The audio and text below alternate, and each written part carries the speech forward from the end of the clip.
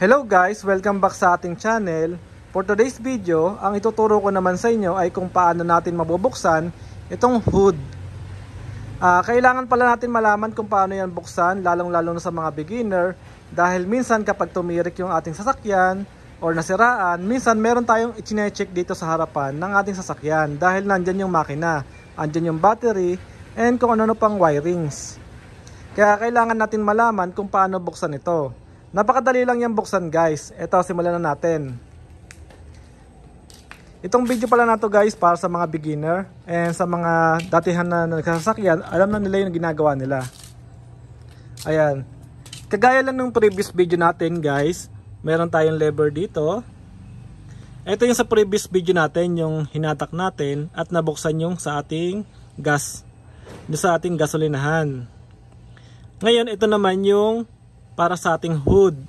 Kung makikita nyo, meron dito nakadrawing na sasakyan. Then, nakaangat yung hood ng sasakyan. Ilapit natin para makita nyo.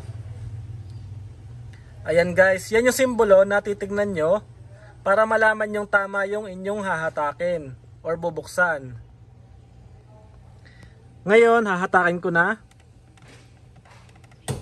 Ayan, kung narinig nyo yung tunog, ibig sabihin, nabuksan na yung hood ng ating sasakyan. Pumunta na tayo sa harapan ng sasakyan ngayon. Yan, napakahalaga ng video na to para sa mga beginner, sa mga baguhan pa lang sa pagsasasakyan. Ayan guys, kung makikita nyo, nakaangat na siya. Ngayon meron tayo ditong kailangan hatakin sa loob. Dito. Kapayin lang natin. Yan, isang kamay lang yung gamit ko ngayon. Tingnan natin kung mabubuksan natin. Pero hinahatak ko na siya. Yan.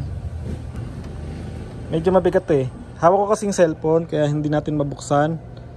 Pero ayan lang guys. Ihatakin lang natin to sa loob. Yung nasa loob niya. Kailangan kasi guys dalawang kamay. Pero ganun lang magbukas ng hood. Testingin ulit natin. Ayan.